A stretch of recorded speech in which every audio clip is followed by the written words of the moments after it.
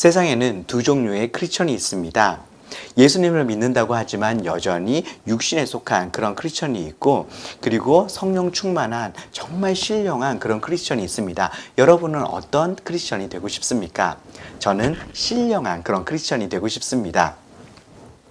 저는 중학교 3학년 때 주님을 인격적으로 만나고 그때부터 정말 열정적으로 주님 앞에 나아갔습니다. 새벽 기도 가고 철야 가고 혼자서 기도원 가서 금식하면서 3일 동안 기도굴 같은 데 들어가서 3일 동안 부르짖으면서 하나님께 기도하고 그러면서 많은 은사들도 받았습니다.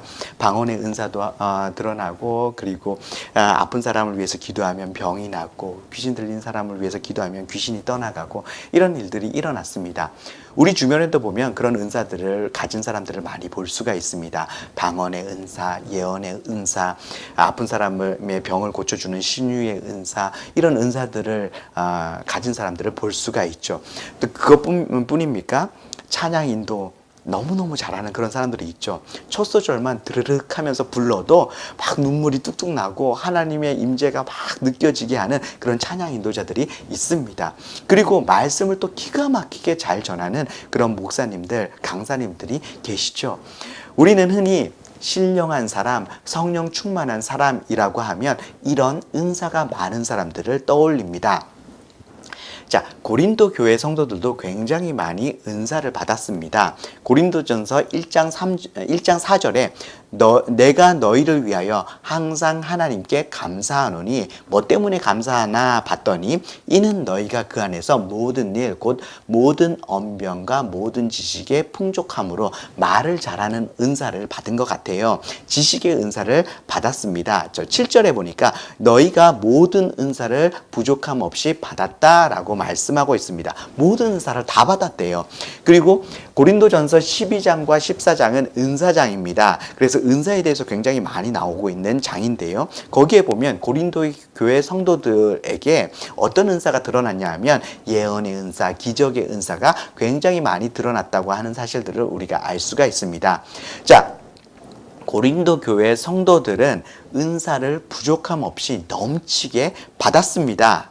그런데 사도 바울은 이렇게 많은 능력을 받은, 이렇게 많은 은사를 받았고 그런 은사들이 드러나고 있었던 고린도 교회 성도들에게 어떻게 말하고 있냐 하면요, 고린도전서 3장 3절에 너희는 육신에 속한 자로다 이렇게 얘기하고 있습니다. 고린도 교회 성도들은 성령으로 세례를 받았습니다. 성령의 놀라운 은사들을 받았습니다. 방언도 하고 예언도 하고 신유의 은사도 드러나고, 자, 지식의 은사도 드러나고, 그래서 말씀도 기가 막히게 잘 전했습니다. 그런데 그런 은사가 정말 폭발적으로 일어나고 있었던 그 고린도 교회 성도들을 향해서 사도 바울은 뭐라고 얘기하냐면 너희들은 신령한 그런 크리스천이 아니다. 너희는 아직도 육신에 속해 있는 그런 크리스천이다. 이렇게 얘기하고 있는 것입니다. 왜요? 사도 바울이 이렇게 말하는 이유는 무엇이었을까요?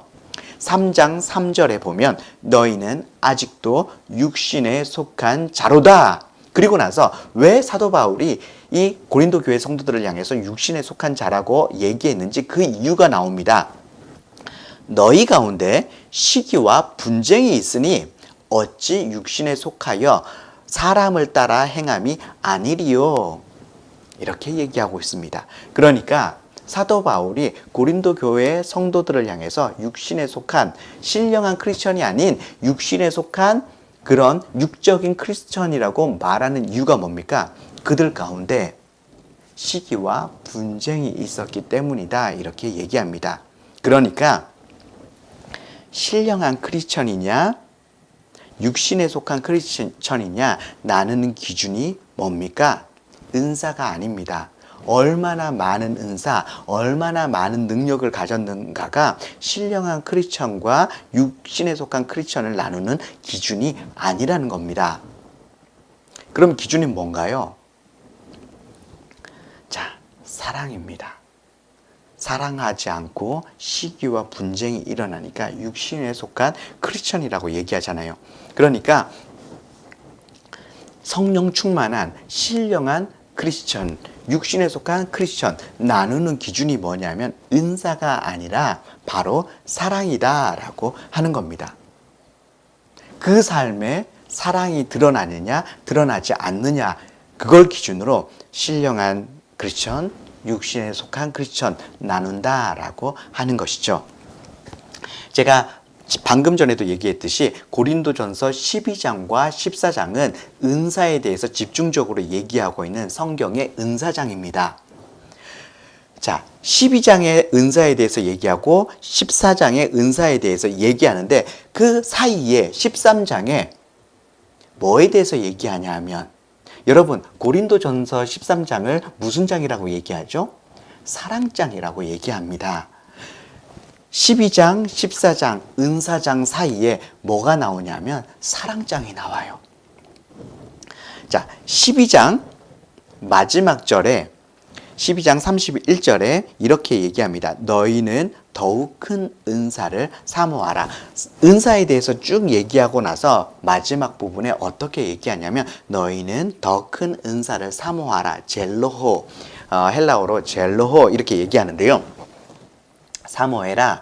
이 사모해라라고 하는 이 젤로호, 요거를 두 가지로 해석이 가능합니다. 명령법으로 해석할 수도 있고 직설법으로 해석할 수도 있습니다. 명령법으로 해석하면 우리의 성경에 이렇게 번역한 대로 사모해라라고 되지만, 직설법으로 해석을 하면 이렇게 됩니다. 너희는 더 큰 은사만 사모하는구나, 이렇게 현상을 나타내는 이런 단어가, 이런 뜻이 되는 거죠.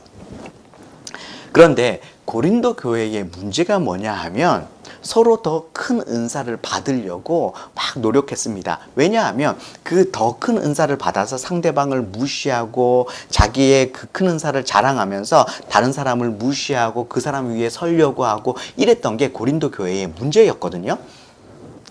자, 그런데 그런 사람들에게 더 큰 은사를 사모하라라고 하는 것보다 그들의 현재의 상태에 대해서 너희들은 더 큰 은사만 사모하는구나, 이렇게 표현하는 게 이 고린도 교회의 그런 상황상 그리고 문맥상 더 자연스러워 보입니다.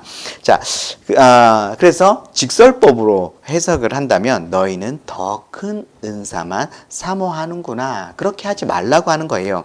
내가 더 좋은 길을 보일 텐데 더 큰 은사를 갖는 것이 중요한 것이 아니라 더 중요한 것이 있는데, 그게 뭐라는 거예요? 바로 이어지는 13장에서 나오는 그 내용, 사랑이라고 하는 것입니다.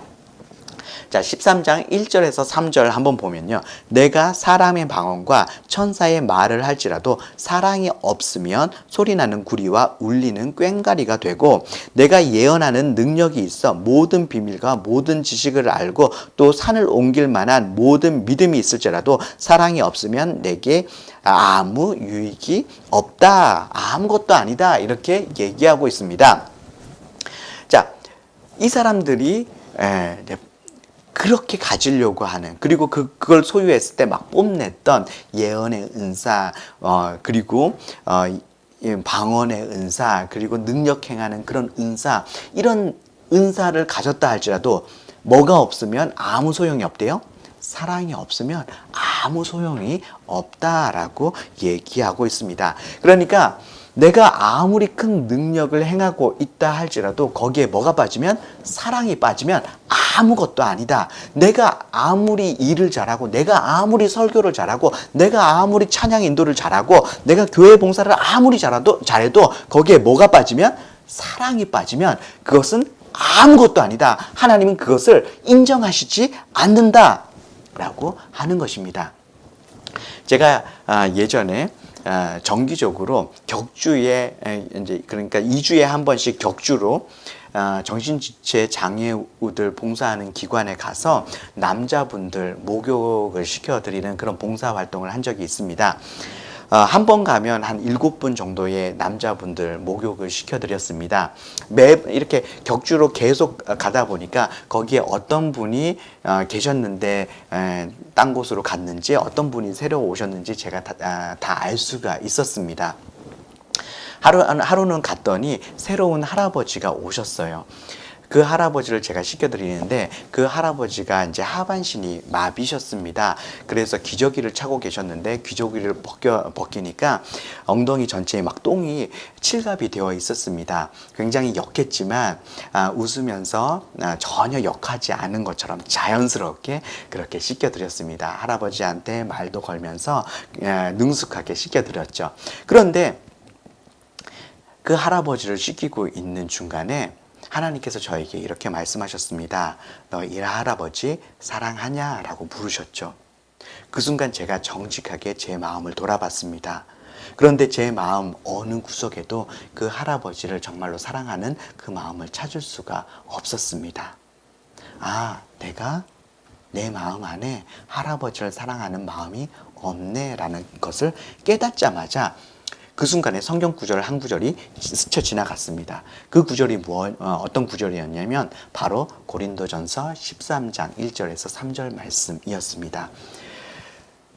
방언을 할지라도 예언을 할지라도 산을 옮길 만한 믿음이 있다 할지라도 내가 가지고 있는 모든 것을 다 팔아서 구제한다 할지라도 사랑이 없으면 아무것도 아니다. 내가 아무리 헌신하고 아무리 봉사하고 내가 그 봉사를 통해서 내가 아무리 뿌듯해한다 할지라도 칭찬도 많이 들었습니다. 정말 목욕 봉사 힘든 건데 정말 귀한 일 한다고 칭찬도 많이 받았습니다. 다른 사람들한테 아무리 칭찬받는다 할지라도 제가 하는 그 일 속에 주님을 위해서 한다고 하는 그 일 속에 뭐가 없으면 사랑이 없으면 아무것도 아니다. 하나님은 그 일을 하나도 계산하지 않는다라고 하는 것입니다. 하나님은 내가 얼마나 능력을 많이 행하는가, 얼마나 일을 잘 해내는가, 그것보다요, 내가 그것을 어떤 사랑으로 하고 있느냐, 그걸 보신다. 우리가 그 일을 할 때 하나님은 그 일을 보시는 것이 아니라 그 일을 하고 있는 우리 마음 중심을 보십니다. 그러면서 그 마음 가운데 정말로 사랑이 있는가라는 것을 보신다라고 하는 것이죠.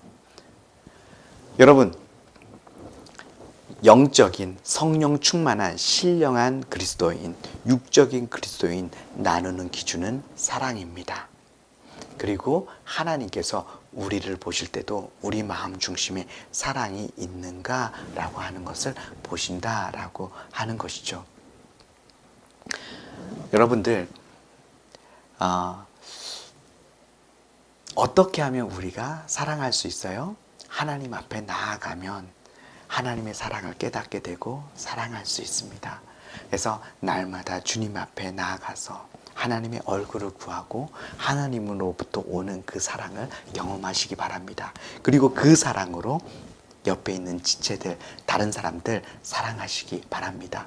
그때 여러분들이 사랑함으로 다른 사람들을 섬길 때 하나님께서는 그것을 다 기억하시고 계산하신다라고 하는 것이죠.